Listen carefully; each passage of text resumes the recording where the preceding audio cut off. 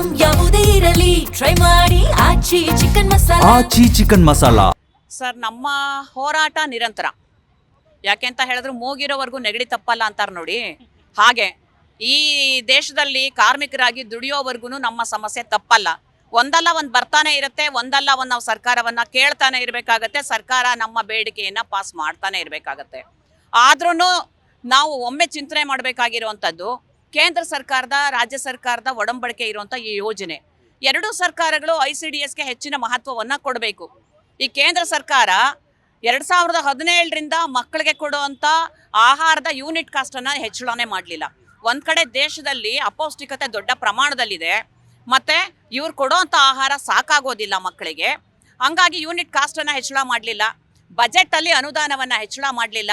2018ರಿಂದ ಅಂಗನವಾಡಿ ಕಾರ್ಯಕರ್ತರು THR ಬಂತು, FRS ಬಂತು, ಪೋಷಣ್ ಅಭಿಯಾನ, ಪೋಷಣ್ ಟ್ರ್ಯಾಕರು, ಪೋಷಣ್ ಪಕ್ವಾಡು, ಮಾತೃವಂದನ, ಮಾತೃಪೂರ್ಣ ಏನೆಲ್ಲ ಬಂದ್ರೂ 2018ರಿಂದ ಒಂದು ನಯಾ ಪೈಸಾ ಸಂಬಳವನ್ನು ಹೆಚ್ಚಳ ಕೊಡಲಿಲ್ಲ.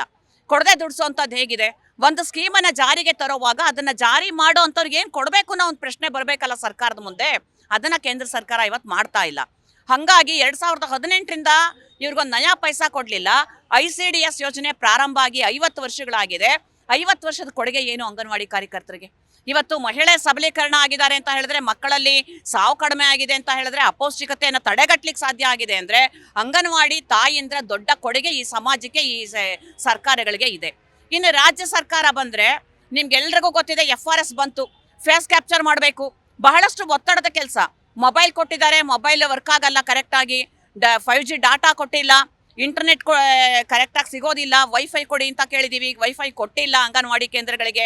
ಮಕ್ಕಳ ಫೋಟೋವನ್ನು ಕ್ಯಾಪ್ಚರ್ ಮಾಡೋದೇ ಬಹಳ ಕಷ್ಟ ಇದೆ. OTP ಹಾಕಿ ಅಂತಾರೆ, OTP ಹಾಕಿ ಬೆಳಗ್ಗೆ ಬ್ಯಾಗ್ ತೊಗೊಂಡು ಬರ್ತಾರೆ ರೇಷನ್ ಕೊಡಿ ಅಂತ ಪೋಷಕರು. ಎಲ್ಲಿಂದ ಕೊಡಬೇಕು? ಇದು ದೊಡ್ಡ ಸಮಸ್ಯೆ ಆಗಿದೆ ಇವತ್ತು FRS ಒಂದು. ಮತ್ತು ರಾಜ್ಯ ಸರ್ಕಾರ ಕೂಡ ನಿಮ್ಮೆಲ್ರಿಗೂ ಗೊತ್ತಿದೆ, ಅವರು ಗ್ಯಾರಂಟಿಗಳನ್ನು ಅನೌನ್ಸ್ ಮಾಡಿದ ಸಂದರ್ಭದಲ್ಲಿ ಒಂದು ಭರವಸೆಯನ್ನು ಕೊಟ್ಟರು ಅಂಗನವಾಡಿ ಕಾರ್ಯಕರ್ತರಿಗೆ. ಚುನಾವಣೆ ನಮ್ಮ ಸರ್ಕಾರ ಬಂದರೆ 15,000 ಕಾರ್ಯಕರ್ತೆ, 10,000 ಸಹಾಯಕಿ, 7,000 ಬಿಸಿ ಊಟದವ್ರು ಕೊಡ್ತೀವಿ ಅಂತ. 2025ರಲ್ಲಿ 1,000 ಕೊಟ್ಟರಲ್ಲ ವಿನಃ 15,000 ಫುಲ್ಫಿಲ್ ಮಾಡಿಕೊಡ್ಲಿಲ್ಲ. ಇವ್ರು ಸರ್ಕಾರ ಬಂದಮೇಲೆ ಕೊಡಬೇಕಾಗಿತ್ತಲ್ಲ ಭರವಸೆ ಪ್ರಕಾರವಾಗಿ. ಅಟ್ಲೀಸ್ಟ್ ಭರವಸೆ ಬೇಡ ಸರ್, ಬದುಕು ಉಳಿಲಿಕ್ಕಾರ ಬೇಕಲ್ಲ. ಬೆಲೆ ಏರಿಕೆ ನಿರಂತರವಾಗಿ ಆಗ್ತಾ ಇದೆ. ನಿಮಗೆ ಗೊತ್ತಿದೆ, ಅಕ್ಕಿಯಿಂದ ಹಿಡಿದು ಪ್ರತಿಯೊಂದು ಸಾಮಗ್ರಿಗಳ ಬೆಲೆ ಏರಿಕೆ ಆದವಾಗ ಇವ್ರು ಕೊಡೋ 12,000 ರೂಪಾಯಿಯಲ್ಲಿ ಜೀವನ ಮಾಡೋದು ಹೇಗೆ? ಕೇಂದ್ರ ಸರ್ಕಾರದ ಎಂಥ ನಾಚಿಕೆಗೇಡು ಅಂದ್ರೆ 2,700 ರೂಪಾಯಿ ಅಂಗನವಾಡಿ ನೌಕರರ ಸಂಬಳ, ಸಹಾಯಕಿಗೆ 1,700 ರೂಪಾಯಿ ಕೇಂದ್ರ ಸರ್ಕಾರ ಸಂಬಳ, 1,350 ರೂಪಾಯಿ ಸಂಬಳ. ಇದು ಸಂಬಳ ಅಂತ ಯಾರಾದರೂ ಅಂತಾರ? ಈ ಯೋಜನೆಯಲ್ಲಿ ಏನಾರ ಕೆಲಸಗಳು ಬಂದವಾಗ ಅಂಗನವಾಡಿ ಕೇಂದ್ರ ನೆನಪಾಗತ್ತೆ ಇವರಿಗೆ. ಈಗ ದೊಡ್ಡ ಪ್ರಮಾಣದಲ್ಲಿ SIR ನಡೀತಿದೆ ದೇಶದಾದ್ಯಂತ. ಅಂಗನವಾಡಿ ಕಾರ್ಯಕರ್ತರು ಕರ್ನಾಟಕದಲ್ಲಿ 69,922 ಅಂಗನವಾಡಿ ಕಾರ್ಯಕರ್ತರು ಇದ್ದಾರೆ. 69,922 ಅಂಗನವಾಡಿ ಕೇಂದ್ರಗಳಿದೆ. 30,000ಕ್ಕಿಂತ ಹೆಚ್ಚು ಅಂಗನವಾಡಿ ಕಾರ್ಯಕರ್ತರು BLOಗಳಾಗಿ ಕೆಲಸ ಮಾಡ್ತಾ ಇದ್ದಾರೆ. SIR ಬಂದಿದೆ. ಎಷ್ಟು ಒತ್ತಡದ ಕೆಲಸ! ಒಂದು ಕಡೆ FRS ಹಾಕಬೇಕು, ಬೆಳಗ್ಗೆ 10 ಗಂಟೆಗೆ ಅಂಗನವಾಡಿ ಕೇಂದ್ರಗಳಿಗೆ ಹೋಗಬೇಕು. ಈ ಕಡೆ ಪೋಷಕರು ಬರ್ತಾರೆ, ನೀ ಫಾರಂ ಹಂಚಿಲ್ಲ ಅಂತ ಗಲಾಟೆ ಮಾಡ್ತಾರೆ, ಫಾರಂ ಹಂಚಲಿಕ್ಕೆ ಹೋಗಬೇಕು. ಒಂದು ಕಡೆ ಇಲಾಖೆ ಹೇಳುತ್ತೆ 9:30ರಿಂದ 4 ಗಂಟೆವರೆಗೂ ಅಂಗನವಾಡಿ ಬಿಟ್ಟು ಹೋಗಬೇಡಿ ಅಂತ. ಒಂದು ಕಡೆ BLOಗಳಾಗಿ ನೀವು ಕೆಲಸ ಮಾಡೋವಂಥವ್ರು ಎಲ್ಲೂ ಹೋಗಬೇಡಿ, ಬೇಗ ಮನೆಗೆ ಹೋಗಿ ಅಂತಾರೆ.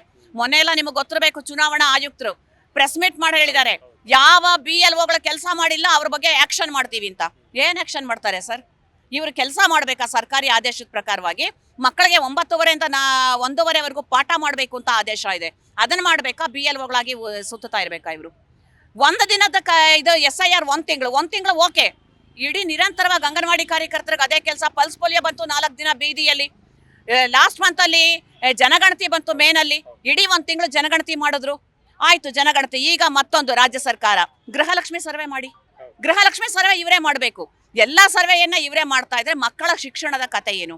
ಶಿಕ್ಷಣ ಇಲಾಖೆ ನಮ್ಮ ಮಕ್ಕಳನ್ನ ಹೊತ್ಕೊಂಡು ಹೋಗ್ತಾ ಇದ್ದಾರೆ ಅಲ್ಲಿಗೆ LKG UKGಗಾಗಿ. ನಮ್ಮಲ್ಲಿ 10,000 ಅಂಗನವಾಡಿ ಕೇಂದ್ರಗಳಲ್ಲಿ LKG UKG ಅಂದ್ರು. ಅದಕ್ಕೆ ಬೇಕಾದಂಥ ಅನುದಾನವನ್ನು ಇನ್ನು ರಾಜ್ಯ ಸರ್ಕಾರ ಬಿಡುಗಡೆ ಮಾಡಲಿಲ್ಲ. ಮಕ್ಕಳಿಗೆ ಇನ್ನು ಶೂಗಳು ಬರಲಿಲ್ಲ, ಪುಸ್ತಕ ಬರಲಿಲ್ಲ, ಸಮವಸ್ತ್ರಗಳು ಬರಲಿಲ್ಲ. ಮಾದರಿಯಾಗಿ ಅಂಗನವಾಡಿ ಕೇಂದ್ರವನ್ನು ಮಾಡಬೇಕು ಅಂದಾಗ ಅಲ್ಲಿ ಕೂತ್ಕೊಳ್ಳಿಕ್ಕೂ ಸಮಯ ಕೊಡದಿದ್ದಾಗ ಬೇರೆ ಕೆಲಸಗಳನ್ನ ಹಾಕಿದ್ರೆ ಎಷ್ಟು ಒತ್ತಡದಲ್ಲಿ ಅಂಗನವಾಡಿ ಕಾರ್ಯಕರ್ತೆ ಕೆಲಸ ಮಾಡ್ಲಿಕ್ಕಾಗತ್ತೆ. ಇವತ್ತು BLOಗಳ ಪರಿಸ್ಥಿತಿ ಹೆಂಗಿದೆ ಅಂದ್ರೆ, ಶಿವಮೊಗ್ಗದಲ್ಲಿ ಒಬ್ರು ಸತ್ರು, ಅದೇ ರೀತಿಯಾಗಿ ಹನೂರಲ್ಲಿ ಒಬ್ಬ ಅಂಗನವಾಡಿ ಕಾರ್ಯಕರ್ತೆ ಸರ್ವೆ ಮಾಡಿ ಹೋಗ್ಬೇಕಾದ್ರೆ ಸತ್ರು.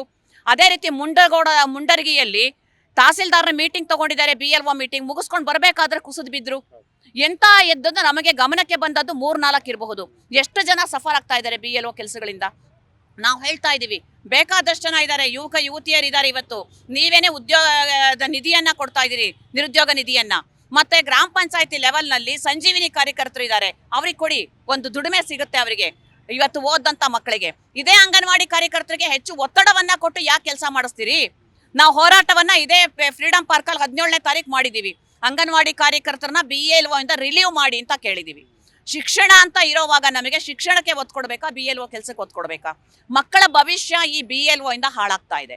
ಹಾಗಾಗಿ ನಾವು ಇವತ್ತು ಕೂಡ ಸರ್ಕಾರವನ್ನ ಒತ್ತಾಯ ಮಾಡ್ತೇವೆ, SIR ಹಾಕಿ ಅಂಗನವಾಡಿ ಕಾರ್ಯಕರ್ತರ ಮೇಲೆ ಕ್ರಮ ಜಾರಿ ಮಾಡಿದ್ರೆ ನಾವಂತೂ ಖಂಡಿತ ಸಂಘಟನೆ ಬಿಡೋದಿಲ್ಲ. ಒಂದು ಎಚ್ಚರಿಕೆ ಸರ್ಕಾರಕ್ಕೆ. ಎರಡನೇದು, ಅಂಗನವಾಡಿ ಕಾರ್ಯಕರ್ತರನ್ನ BLO ಇಂದ ರಿಲೀವ್ ಮಾಡಬೇಕು. 50 ವರ್ಷ ಆದಂಥವ್ರು ಹೇಗೆ ಕೆಲಸ ಮಾಡ್ತಾರೆ? ಕಾಯಿಲೆ ಇದ್ದಂಥವ್ರು ಹೇಗೆ ಕೆಲಸ ಮಾಡ್ತಾರೆ?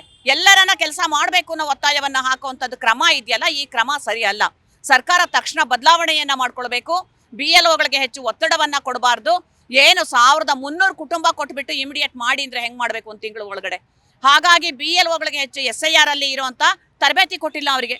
ಸರಿಗೆ ಹೆಂಗ್ ಕೆಲಸ ಮಾಡಬೇಕು ಅಂತ ಪಬ್ಲಿಕ್ಸ್ ಹತ್ರ ಬಯಸ್ಕೊಳ್ಬೇಕು, ಅಧಿಕಾರಿಗಳ ಹತ್ರ ಬಯಸ್ಕೊಳ್ಬೇಕು. VA ಬರ್ತಾರೆ, DC ಆದೇಶ ಅಂತ ಹೇಳ್ತಾರೆ. ನೀವು ಕೆಲಸ ಮಾಡ್ಲಿಲ್ಲ ಅಂದ್ರೆ DC ಬರ್ತಾರೆ, ಅಮಾನತ್ ಮಾಡ್ತಾರೆ. ಎಷ್ಟು ಒತ್ತಡದಲ್ಲಿ ಕೆಲಸ ಮಾಡಬೇಕು ಸರ್? ಇವ್ರು ಹೆಣ್ಮಕ್ಳು ಅಂತ ಭಾವಿಸಿದಾರಾ ಅಥವಾ ಮನುಷ್ಯರು ಅಂತ ಭಾವಿಸಿದಾರಾ ಈ ಸರ್ಕಾರ ಅಂತ ಗೊತ್ತಾಗ್ತಾ ಇಲ್ಲ.